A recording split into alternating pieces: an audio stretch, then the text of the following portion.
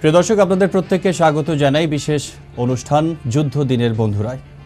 আপনারা জানেন, মহান মুক্তিযুদ্ধের সময় বাংলাদেশের পাশে, বাংলাদেশের মানুষের পাশে যুদ্ধ বিধ্বস্ত এই দেশটিকে স্বাধীনতার সপক্ষে যারা সমর্থন দিয়েছিলেন, স্বাধীনতার জন্য যারা পাশে দাঁড়িয়েছিলেন, তাদেরকে এরই মধ্যে সরকার সর্বোচ্চ সম্মান মুক্তিযুদ্ধ সম্মাননা দিয়েছেন। আমরা এই বিদেশি বন্ধুদের কাউকে কাউকে আমন্ত্রণ জানানোর চেষ্টা করেছি। আজ আমরা সাথে পেয়েছি মাইকেল বার্নেসকে, যিনি ছিলেন 1971 সালে ব্রিটেনের লেবার পার্টির এমপি। তিনি বাংলাদেশের মানুষের পক্ষে, বাংলাদেশের স্বাধীনতার পক্ষে জনমত গঠন করেছিলেন এবং ব্রিটিশ পার্লামেন্টের ভেতরে বাইরে তার সমান ভূমিকা ছিল। একই সাথে বাংলাদেশের মানুষের ওপর, নিরস্ত্র মানুষের ওপর যে বর্বরতা, যে পৈশাচিকতা চালানো হয়েছিল পাক হানাদার বাহিনীর, সেই কারণে তিনি পাকিস্তান ক্রিকেট টিমের ট্যুর ইংল্যান্ডে বাতিল করেছিলেন। Welcome to the studio. Thank you. It's a very special program, Friends of Liberation War. I just want to know from you, very primarily, where you were in 1971 and how you got involved with the Liberation War of Bangladesh. Yeah. Well, I was, as you've said, a member of Parliament in 1971. And when the events, the Pakistani crackdown, March 25, 26, the crackdown throughout what had been East Pakistan, when this happened, and as soon as the news came out about the great suffering, the slaughter, the rapes, there was very wide coverage of this in news media in Britain, and people were horrified. I have always believed, as a member of Parliament, that where there are a people who have a distinct culture, who are distinct geographically, and if they vote for and want independence, then their right to self-determination must be observed. So I felt it was important, that as much as we could do, we should do. The Pakistan cricket team were going to come to England in the summer of 1971 to play cricket. I see. And many of us were horrified at this. How can there be test matches when what is going on in East Bengal? And I was contacted by War on Want, a British overseas aid charity, and asked to go on a visit. In May 1971, about the middle of May, there were 4 of us, and we went. I was the only MP, but the chairman of War on Want and 2 other people. And we went first to Delhi. We had a briefing from the Indian Foreign Minister, Shwaran Singh. We went to Calcutta. We met the government in exile of Tajuddin Ahmed, who was the Prime Minister in exile. And from there on, we visited refugee camps all around the borders of East Bengal.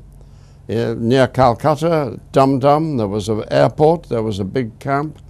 In Raiganj, West Dinajpur, round the other side to Agartala. And in Agartala, we met the General Usmani in command of his freedom fighters and could meet the freedom fighters ourselves. Yep. This was your motivation to stand in support of the Bangladeshi people, the war-hated, bullet-hated people? It certainly was. I mean, I felt that for a country to be in 2 parts, as Pakistan was, West Pakistan, East Pakistan, how can this be viable over a longer period, And I think many of us in politics and many people in Britain, in the country, they felt that it was inevitable after, you know, with the slaughter going on, the terrible suffering, it was inevitable that a new nation, Bangladesh, should be born. You used to tell me one thing after a series of interviews with you. It was Mujib's declaration of independence, a struggle for emancipation, a struggle for independence of Bangladesh, and it was a basic democratic right, and it was a heart's word of the Bengalis. Yes, yes, absolutely. The basic democratic rights of the Bengalis, as you say. After 40 years of independence of Bangladesh, you, friend in need of Bangladesh in 1971, achieved the liberation or honor, the highest honor of a state of Bangladesh. You achieved this honor. How is about your feelings concerning this? I think after the state ceremony this morning, one feels overwhelmed, you know, overwhelmed and very humble to have received the honor, this honor, along with all the other people who were honored in the same way. I had not expected it, you know, not at all. And then the invitation came from the foreign minister, Dr. Deepu Moni. All right. And I said to myself, I must go to Bangladesh, right, and receive the award in person. We listened to a few words while you were speaking to the dais, getting the reward, getting the honor from Bangladesh. How you felt right then when you received the crest, the honor from our Prime Minister and President? I think it was a wonderful thing that the government of Bangladesh decided to make these awards. You know, it was a wonderful decision, and the hospitality and kindness that we have received, the people that have come from abroad, the awardees, has been amazing. You know, we are so grateful to the government of Bangladesh for the awards, of course, but also on this visit for looking after us so well. Well, let me share your feelings to our audience. প্রিয় দর্শক, আপনারা শুনছিলেন যে Michael Barnes, তিনি 1971 সালে ব্রিটেনের labour পার্টির MP ছিলেন। বাংলাদেশের ওপর যে বর্বরতা, যে পৈশাচিকতা, যে নরহত্যা, যে হত্যাযজ্ঞ, অগ্নিকাণ্ড চলছিল, এগুলো দেখে একজন মানুষের পক্ষে, স্বাভাবিক মানুষের পক্ষে সহ্য করা কঠিন হয়ে উঠছিল। গণমাধ্যমে প্রকাশিত খবর এবং বিভিন্ন দেশের মিশনের মাধ্যমে যে পাওয়া খবর, সেগুলো তাদেরকে আরও বেশি আলোড়ন জাগাচ্ছিল, শিহরিত করছিল এবং বাংলাদেশের বিপন্ন মানুষের পাশে দাঁড়ানোর জন্য তাদেরকে উদ্বুদ্ধ করছিল। সঙ্গত কারণেই অর অন অন্ট যে ব্রিটিশ চ্যারিটি ছিল, তার হয়ে তিনি কাজ করছিলেন এবং এই যুদ্ধ বিধ্বস্ত দেশের বিভিন্ন জায়গায় তিনি ঘুরে বেরিয়েছেন। মোস্ট স্পেশালি তিনি আগরতলার কথা বললেন, দমদমের কথা বললেন এবং মুজিবনগর সরকারের প্রধানমন্ত্রী তাজউদ্দিন আহমেদের যে যুদ্ধকালীন বাংলাদেশের মানুষের মুক্তির জন্য যে তৎপরতা, সেগুলোর সাথে তিনি সম্পৃক্ত হতে পেরেছিলেন। এই সকল বিষয় নিয়ে একটি আবেগঘন আলোচনা মাইকেল বার্নেস তিনি করছেন। তিনি সেই সাথে আমাদেরকে জানিয়েছেন যে 1971 সালে যখন একটি দেশ, একটি বিভিন্ন জাতিতাত্ত্বিক এবং সংস্কৃতিতে বর্ণিল একটি দেশ বিধ্বস্ত হয়ে যাচ্ছে, সেই সময়ে ইংল্যান্ডের ক্রিকেটে, টেস্ট ক্রিকেটে কি করে পাকিস্তানের মতো একটি দেশকে আমন্ত্রণ জানানো যায়, সঙ্গত কারণে তিনি সেটি ব্যান করার জন্য পায়োনিয়ারের ভূমিকা রেখেছিলেন। আমরা তার সাথে এই সকল বিষয়গুলো নিয়ে কথা বলছি। আমরা আরও একটি প্রশ্ন তাকে করতে চাই। From you right now on, as you know, it has been already 4 decades of our independence, and the International Crime Tribunal is on. The local collaborators who helped the Pakistani troops to expand, to boost the brutality, massacre and atrocities over the nations. Those alleged local collaborators are in the tribunal. What do you expect from this court, particularly as I know you are an experienced politician? Obviously there is the International Criminal Court and there are legal procedures, But 40 years, you know, is a long time, and the evidence has to be clear. Right. I think if people are to be convicted at this point in time, the evidence would have to be clear and firm. But it is a very difficult, it is a question primarily, I think, for international jurists, for Right. lawyers, for the government of Bangladesh, the judiciary of Bangladesh. It is very difficult for outsiders to comment on it. Do you believe justice delayed, justice denied? I think the context, when you are talking about international war crimes, the context is very different. I mean, people usually use the phrase justice delayed is justice denied to mean an individual seeking their rights, you know, and they battle away in the courts and they get nowhere and they have to go on and on and on, and there is a long delay.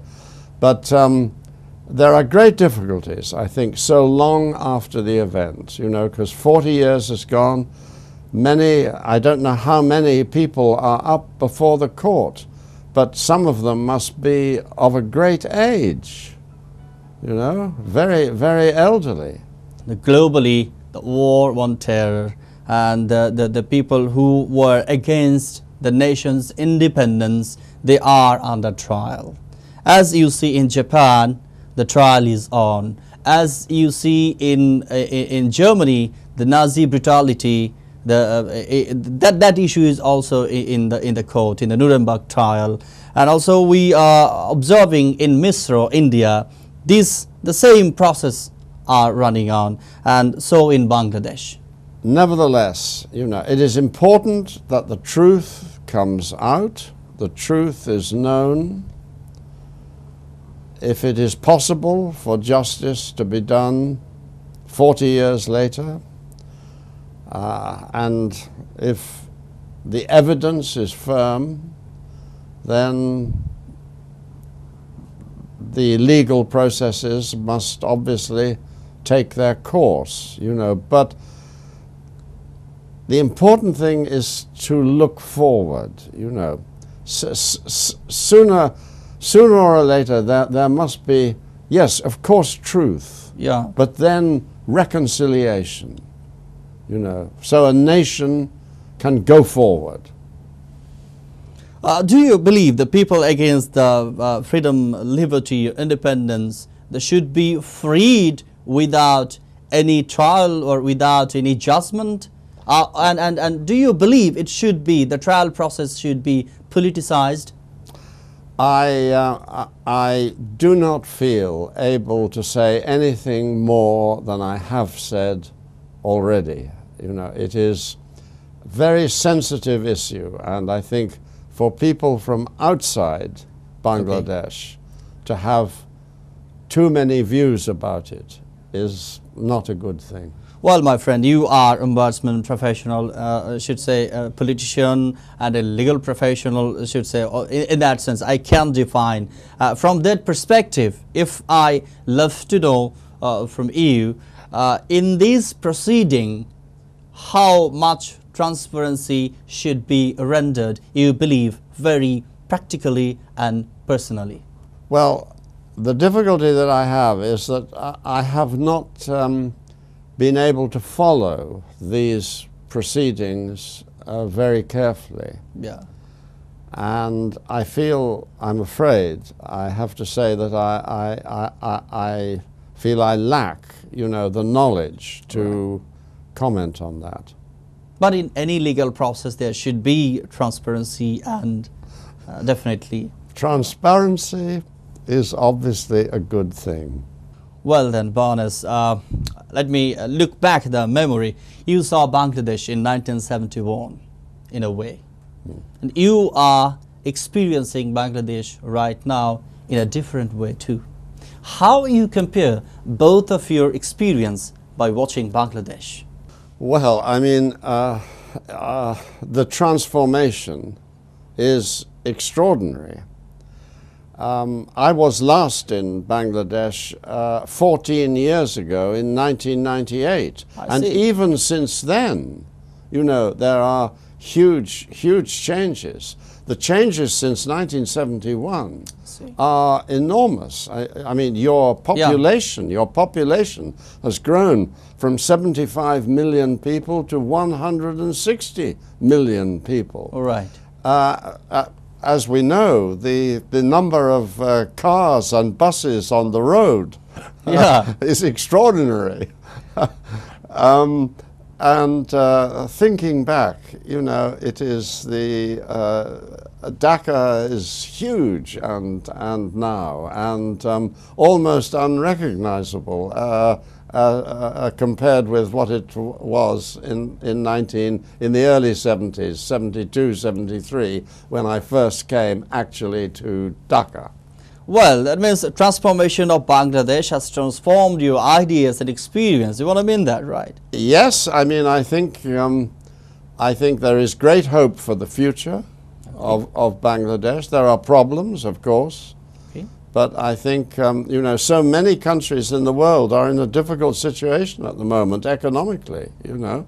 Yeah, I know. And, you know, some countries in South Asia are better placed probably than some of us in the European Union. How you place Bangladesh in South Asia and Southeast Asia? Well, I think Bangladesh could be possibly is already becoming a stabilizing factor in the region. I think its situation geographically is important. All right then. And I think there could be a very important role for Bangladesh in the future, politically. All right, then we have some problem in our politics and political culture, you know. To get rid of that political culture, what can we do? Being a professional politician, an experienced politician, what would be your suggestions for Bangladeshi politics, for the leaders of many political parties of our country? What would be your suggestion, very precisely?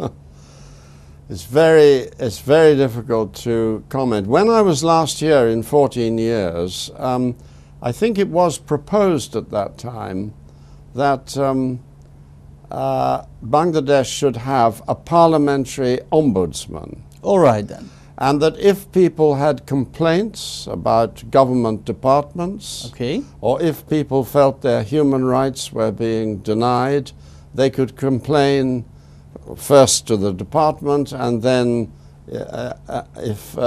if necessary, to the ombudsman. Now, that is a system that exists in many countries of the world. I believe in it. I think it's a good system.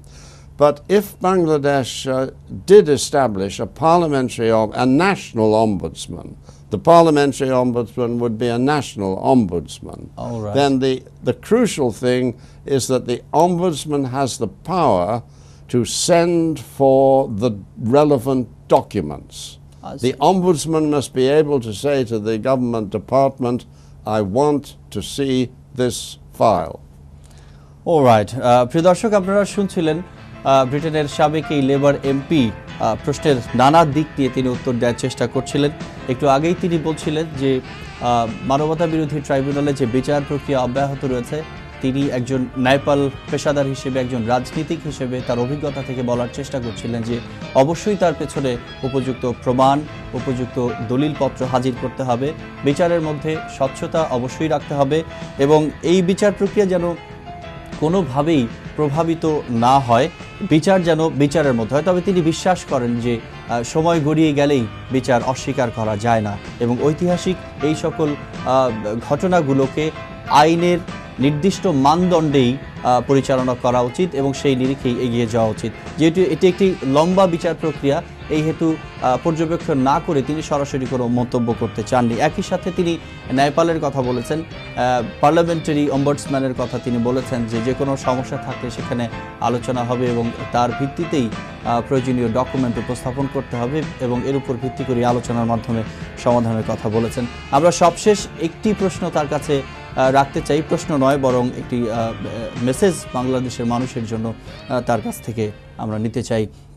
Michael Barnes, could you give a message for the Bangladeshi people, as you are a great friend of Bangladesh, a friend of liberation war, a friend who is a part of history, a friend who was with the emergence of Bangladesh. Could you give your message for our people, for our country, for our nation? Well, I think that your nation and your people particularly, are very impressive.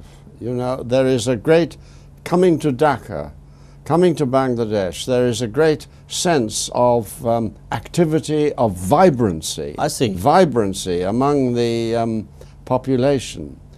And I think this will be very important in the future. And on that, you know, can be built, I am sure, a very prosperous and peaceful future for the country of Bangladesh. Michael Barnes, a former British Labour MP, thanks indeed for joining me. You're really a great friend of Bangladesh, a friend of a liberation war, a friend of our country. প্রিয় দর্শক, আপনারা শুনছিলেন বাংলাদেশের জন্য যে আশার বাণী, একটি সমৃদ্ধ আশার বাণীর কথা তিনি শোনালেন এবং জাতির জন্য, বাঙালি জাতির জন্য, আমাদের জন্য তিনি একটি সুসংবাদ দিয়ে গেলেন যে এই জাতি থেমে থাকবে না, সমৃদ্ধির আগামীর দিকে ধাবিত হবে। আমরা তার সাথেই আশা করে বুক বেঁধে বলতে চাই যে অবশ্যই আমরা উন্নতি এবং সমৃদ্ধির পথে এগিয়ে যাব।